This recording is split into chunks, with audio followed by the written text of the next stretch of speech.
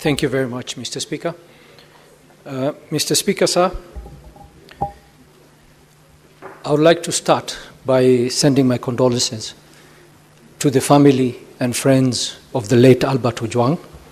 What happened to him is indeed a sad incident,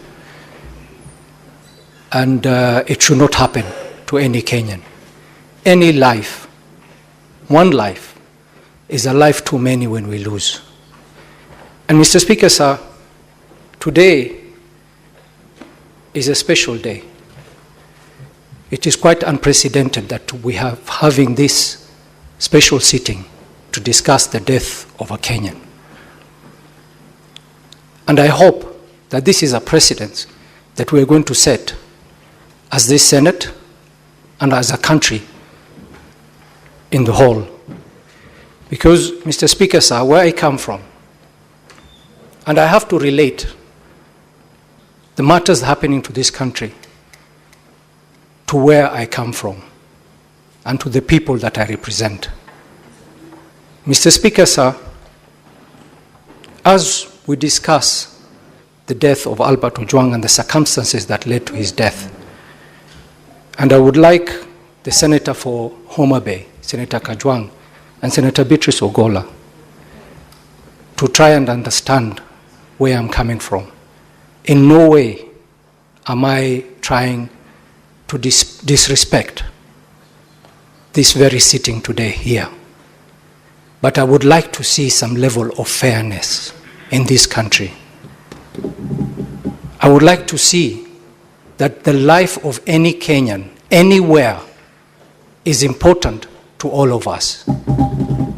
Mr. Speaker, sir, last week, the Senator of Turkana stood on the floor of this House with a statement inquiring about the death of 40 fishermen who were killed and left in the lake, and 4 other individuals who were detained and then killed thereafter.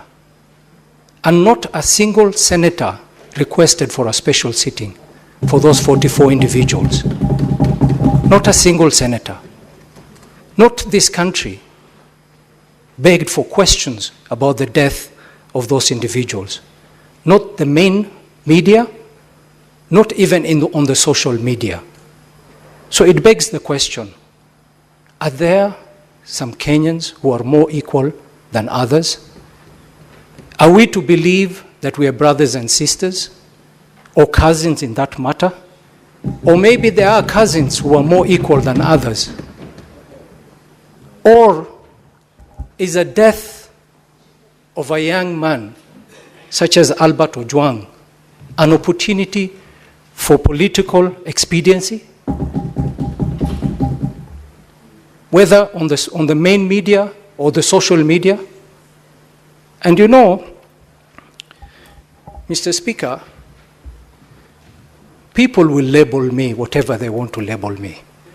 They would say I am part of the system, that I am a brother to so-and-so. But Mr. Speaker, I was a patriot of this country before I came to the Senate. I was a patriot before any of my relatives living is serving in any part of this government.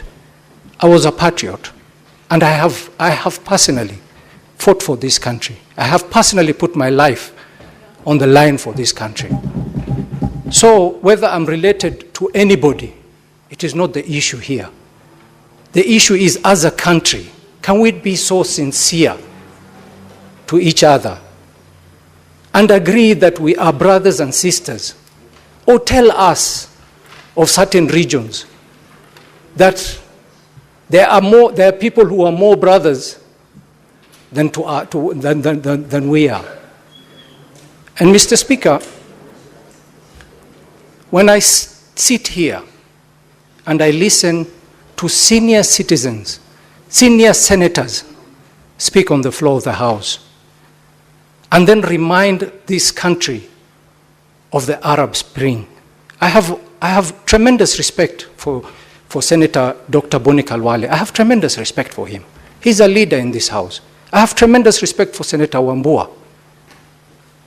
But they both mentioned the Arab Spring. Senator Wambua yesterday, today Senator Boni Kalwale, reminding us as a country of the Arab Spring, reminding the youth of this country about the Arab Spring.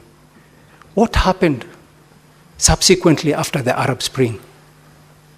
Any of those countries, mention them. Have they benefited in any way?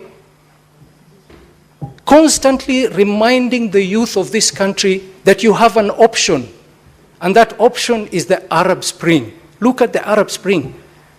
Take an example from them and superimpose it on this country. Mr. Speaker, sir, that is very unfortunate. We shouldn't be going that way. Mr. Speaker, sir, we must remember that any seeds that we sow today, we will reap the results not far too long. If we want to sow the seeds of disconnect, of inequality, of some regions being better than others, it will be very unfortunate, and we will continue in that path. I would want to beg this House. I have a case of 6 youths in Garissa, 6 youths between the age of 18 to 21 who were brutally murdered on the road in Garissa, brutally murdered, execution style, told to bend down, kneel down, and shot in the head, in the back of the head. Until today, it's been 2 years. Until today, we don't know if it's whether it is a security apparatus who killed them or it was a criminal organization that killed them. We don't know. We don't know. But we've not had, not the human rights organization, not the civil society, not the media houses have ever decided to pursue justice for those 6 people.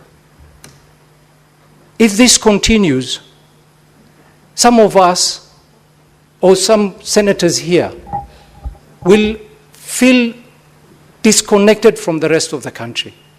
And we will not feel for the pain of some people, which will turn us to less of a human. We all believe that a life, any life, is important. And I want to beg this House, if this is the precedence we are setting, let us keep it to this. Let's not use this as a political opportunity to get mileage for whatever matter.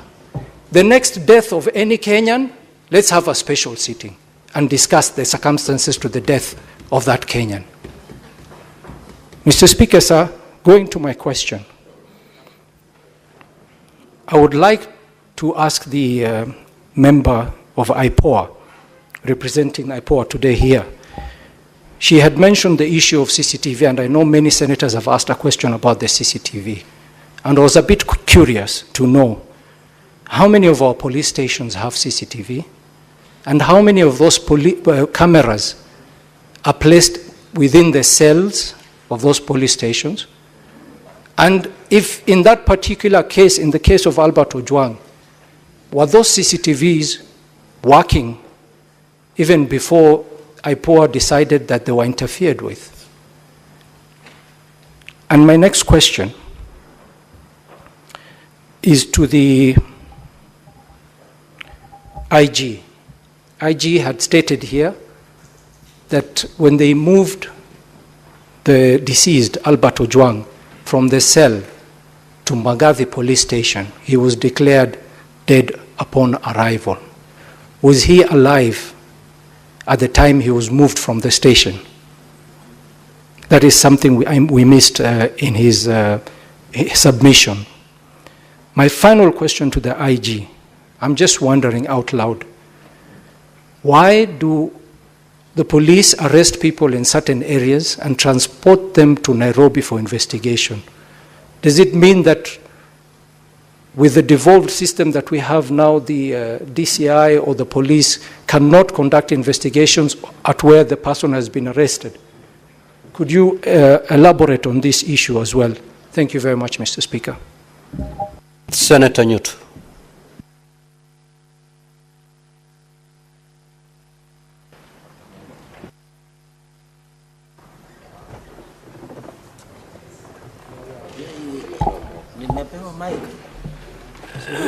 Thank you, Mr. Speaker. I'll be very fast in my questions.